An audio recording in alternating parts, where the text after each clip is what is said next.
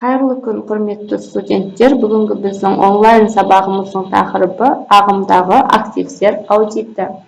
Яғни біз бұл тақырып барысында біздің ағымдағы активтер дегеніміз не және оның аудиті қалай жүргізілетіні туралы айтатын боламыз. Жалпы ағымдағы активтер дегеніміз не? Бұл дегеніміз бір жыл ішінде ұйымда қызмет ететін және бір жыл мерзімге дейін ақшаға айналуы мүмкін активтерді біз ағымдағы активтер деп атаймыз. Ағымдағы активтердің құрамына бізде не жатады? Яғни бізде бұл жерде ақша қаражаттары, қысқа мерзімді дебиторлық қарыздар, тауарлар мен өнімдер, алдын ала төлемдер және қысқа мерзімді инвестициялар жатады. Ата айтып тұрғандай, яғни бұл біздің ақша қаражаттарымыз бір жылға дейінгі айналымға түсетін тауарлар немесе ақша қаражаттары болып саналады екен. Енді ағымдағы активтердің аудитінің мақсаты. Аудиттің негізгі мақсаты активтердің барлығы мен құрамын, есептіліктің дұрыстығын, активтердің бағасы мен бағалау әдістемесін және құжаттардың дұрыстығы мен толықтығын тексеру болып табылады. Ағымдағы активтердің аудитінің процедуралары.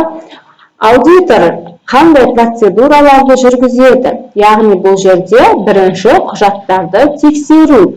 Құжаттарды тексеру деген бізде бухгалтерлік жазбалар, келісімшарттар және шоттар. Яғни осы құжаттарды тексеру арқылы алғашқы аудиторлық қызметті жүргізеді екен. Келесі бізде физикалық тексеру. Құжаттарды тексеріп болғаннан кейін физикалық тексеру дегеніміз не? Яғни қолымызбен көріп, ұстай алатын заттарымыздың санын және сапасын тексеру. Яғни алғашқы бізде құжаттарды тексеріп болғаннан кейін біз осы ағымдағы активтеріміздің физикалық формасы бар активтеріміздің, яғни бұл жерде тауарлар және өнімдер, біздегі қысқа мерзімді, яғни ағымдағы активтеріміз, осылардың саны мен сапасын тексеру жүргізеді екен. Үшінші, басқа құжаттарды салыстыру, яғни қойма инвентаризациясы, төлем туралы құжаттар. Яғни инвентаризациядағы өнімдер шын мәнінде бар ма, және ол біздегі бухгалтерлік баланстағы басқа да құжаттарымызбен сәйкес келе ма, төлемдер туралы құжаттарымыз бізге бухгалтерияға дұрыс есептелінген ба, осылардың бәрін біздегі ағымдағы активтердің аудиті тексереді екен. Келесі, ағымдағы активтерді бағалау. Бұл жерде не бізде? Бағалаудың бірнеше әдістері бар екен. Бірінші, бағалаудың әдісі бұл нарықтық құнмен бағалау. Нарық дегеніміз не бізде? Яғни сол мезгілдегі нарықтағы бағасы, яғни сұраныс пен ұсыныстың және бәсекенің нәтижесінде қалыптасқан бағаларымыз. Бұл жерде нарықтық бағалардың негізінде активтердің құнын анықтайды екен.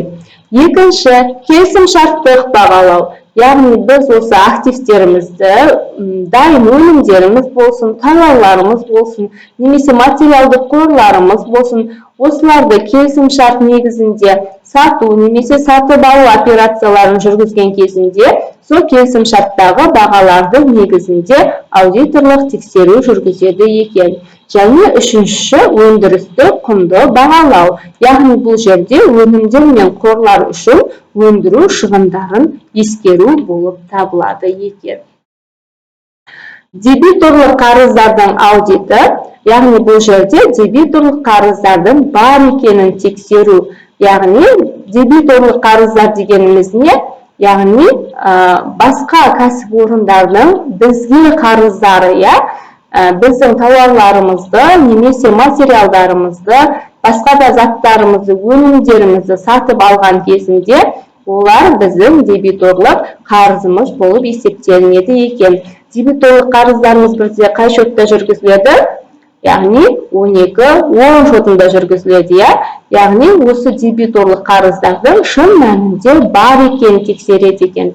Және де төлем мерзімінің дұрыстығын бағалау, яғни біз белгілі бір өнімді сатқан кезде келісімшарт арқылы сататын болсақ, бұл өнімдердің бағасын және оның төлем мерзімі көрсетіледі. Осы төлем мерзімінің дұрыстығын қарайды екен. Және үшінші, қарыздардың жинақталуы мен төлену мүмкіндігін анықтайды екенбіз. Келесі бізде қорлар аудиті.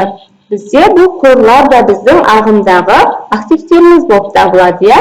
Қорлардың саны және сапасын тексеру. Шын мәнінде осы бізде көрсетілген қорлардың бар болуы, яғни санының дұрыс болуы және сапасының дұрыстығын тексереді екен. Және де қорлардың бағалануы мен сақталуы және қорлардың инвентаризациялау, осылардың бәрі біздің ағымдағы активтеріміздің аудиті тексереді екен. Келесі бізде инвестициялар аудиті. Яғни бұл жерде қандай инвестиция? Ұзақ мерзімді емес, бұл жерде бізде қысқа мерзімді инвестиция. Себебі біздің бүгінгі тақырыбымыз ағымдағы активтердің аудиті болып табылады. Яғни бұл жерде қысқа мерзімді инвестициялар нарықтық құны мен өтімділігін тексереді. Сонымен қатар инвестициялардың есепте дұрыс көрсетілуін бағалайды екен. Енді ағымдағы активтердің аудит кезіндегі ықтимал мәселелері, яғни жиі кездесетін мәселелер. Қандай мәселелер бізде жиі кездеседі? Бірінші, дебиторлық қарыздардың ұзақ уақыт бойы өтелмеуі. Яғни біздегі бұл ағымдағы актив болғандықтан бұл 1 жылға дейін өтеліп бітуі тиіс қарыздарымыз, осылардың ұзақ уақыт бойы өтелмеуі. Екінші мәселе қорлардың дұрыс бағаланбауы, яғни қорларды бағалау кезінде белгілі бір қателіктердің кетуі. Және үшінші, құжаттаманың толық болмауы не бұрмалануы, әдейі немесе байқамастан жіберілген қателіктер болуы мүмкін. Төртінші, инвестициялық өтімділіктің төмендеуі болып табылады екен. Енді аудиторлық есептің нәтижелері, яғни кез келген аудитор өзінің аудит жұмыстарын жүргізгеннен кейін оның нәтижесін анықтайды, және сол анықтаған мәселесі бойынша бізге ұсыныстар білдіру бұл аудитордың мақсаты болып табылады. Енді аудиторлық есептің нәтижелері қандай болуы мүмкін? Аудитордың активтердің есепте дұрыс көрсетілуін және бағаланғанын растайтын қорытынды шығуы мүмкін, және мүмкін болатын ескертулер мен ұсыныстар беруі мүмкін екен. Енді біздегі ағымдағы активтердің маңыздылығы, қорыта кеткен кезде бізге не үшін керек? Қаржы деректерінің дәлдігі мен сенімділігін қамтамасыз етеді, қаржылық тұрақтылық пен ұйымның болашақтағы табысын қамтамасыз етеді, және аудиттің нәтижелері мен ұйымның қаржылық жағдайын жақсартуға және оның даму стратегиясын тиімді жоспарлауға мүмкіндік береді екен. Сонымен жалпы қорыта айтқанда, біздің ағымдағы активтеріміз дегеніміз бұл біздің 1 жылға дейінгі ақшаға айналуы мүмкін активтеріміз болып табылады. Яғни бұған біздің ақша қаражаттарымыз, дебиторлық берешегіміз, материалдар мен қорларымыз деген сияқты қысқа мерзімді активтеріміз жатады екен.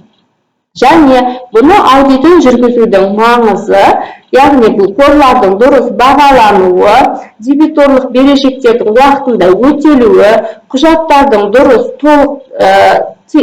толық болуы, олардың дұрыс жасалуы, қорлардың дұрыс сақталуы, тауарлар мен материалдардың саны мен сапасының дұрыстығы, яғни осының бәрін аудитор тексеріп, соңында нәтиже бойынша өзінің аудиторлық қорытындысын жасап, бізге белгілі бір ұсыныстарын айтады екен.